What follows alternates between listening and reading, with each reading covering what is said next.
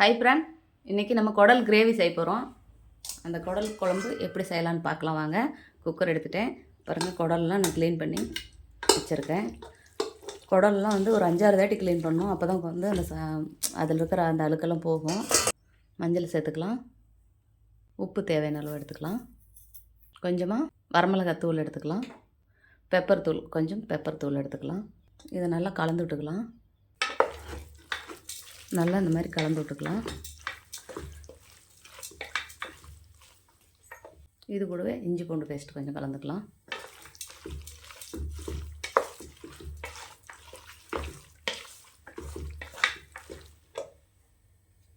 தண்ணி சேர்த்துக்கலாம்.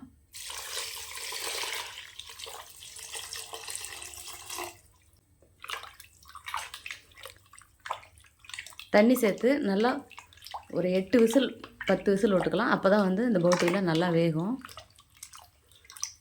8 விசிலுக்கு மேலே விட்டாலும் கம்மியாக விட்டுறாதீங்க. நான் வந்து ஒரு குடல் எடுத்துருக்கேன்.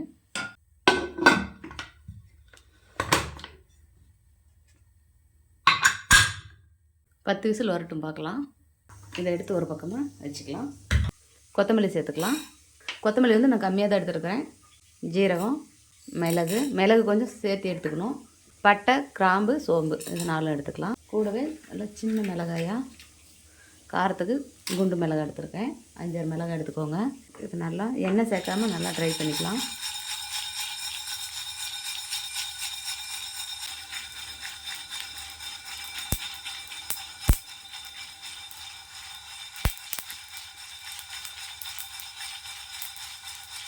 பாருங்கள், இந்த மாதிரி நல்லா பொடிஞ்சு வரணும். இது ஒரு பிளேட்டில் மாற்றிக்கலாம். இது கூட 1 ஸ்பூன் அரிசி எடுத்துக்கலாம். இந்த மாதிரி நம்ம மிளகா, கொத்தமல்லி எல்லாம் வறுத்து அரைச்சி வச்சு ஒரு குழம்பு செஞ்சோம் அப்படின்னு செம்ம டேஸ்டியாக இருக்கும். அதுவும் உரலில் அரைச்சி வச்சு செய்வாங்க, அதெல்லாம் சூப்பராக இருக்கும். உரலில் ஆட்டி வச்சு செய்கிறது, அம்மியில் அரைக்கிறதெல்லாம். பாருங்கள், இந்த மாதிரி வந்துருச்சு. இதை நம்ம பிளேட்டில் மாற்றி ஆற வச்சு அரைச்சிட்டு வந்துடலாம். எண்ணெய் சேர்த்துக்கலாம். எண்ணெய் கொஞ்சம் ஜாஸ்தியாக சேர்த்துக்கோங்க. கடுகு, உளுத்தம் பருப்பு சேர்த்துக்கலாம்.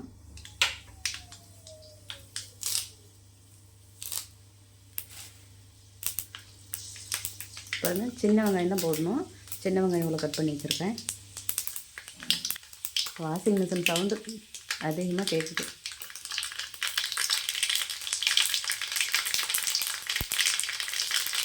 கடுகு, உளுத்தம் பருப்பு, கருவேப்பிலை சேர்த்துக்கலாம். பச்சை மிளகா, சின்ன வெங்காயம் சேர்த்துக்கலாம்.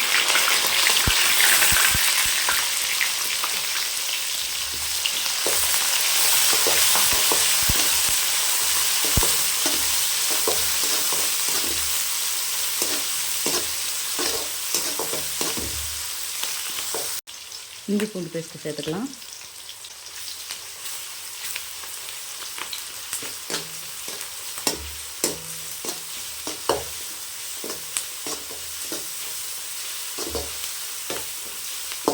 நல்லா இந்த வெங்காயம் வதங்கி வரட்டும். மட்டன் மசாலா, கறி மசாலா சேர்த்துக்கலாம். இது ரெண்டும் கலந்து தான் சேர்த்துருக்கேன்.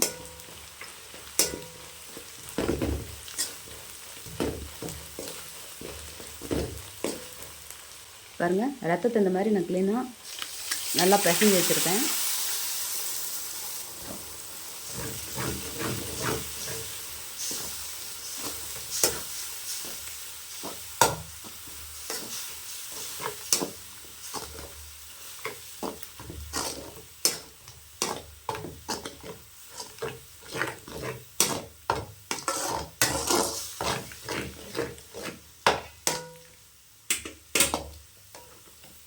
நல்லா இந்த ரத்தம் வேகட்டும்.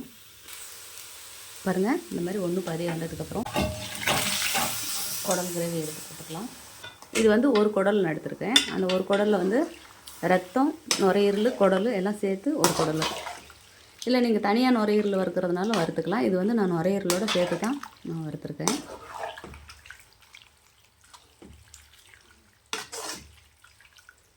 தண்ணியெலாம் சேர்க்க வேண்டாம். நம்ம குடல் வேவிக்கும் போது தண்ணி இருக்கு இல்லையா, அந்த தண்ணி தான் நான் சேர்த்துருக்கேன்.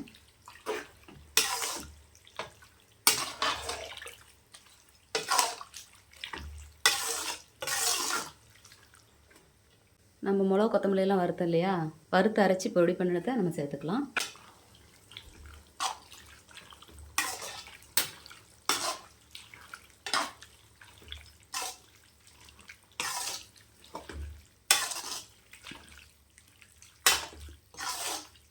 நல்லா வேகட்டும். இன்னும் கொஞ்சம் நம்ம தண்ணி சேர்க்கணுன்னா நல்லா இட்லிக்கு தொட்டு சாப்பிட்றதுக்கு இந்த மாதிரி கதன்னு இருந்தால் தான் நல்லா டேஸ்டியாக இருக்கும். நம்ம இன்னும் கொஞ்சம் அந்த குழம்பு தண்ணி சேர்த்துக்கலாம். தேங்காய் சேர்த்துக்கலாம். தேங்காய் துருவல் தான் நான் சேர்த்துருக்கேன், கொஞ்சமாக சேர்த்துக்கலாம். தேங்காய் வந்து நம்ம அரைச்சி ஊற்றலை, கொஞ்சமாக துருவல் சேர்த்துருக்கேன். நல்லா டேஸ்டியாக இருக்கும் இந்த மாதிரி துருவல் சேர்த்துக்கிட்டோன்னா.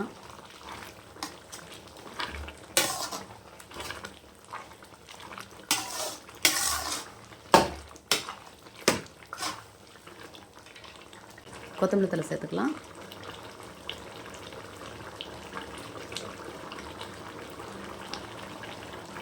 சூப்பராக மணமாக குடல் கிரேவி ரெடி ஆயிடுச்சு.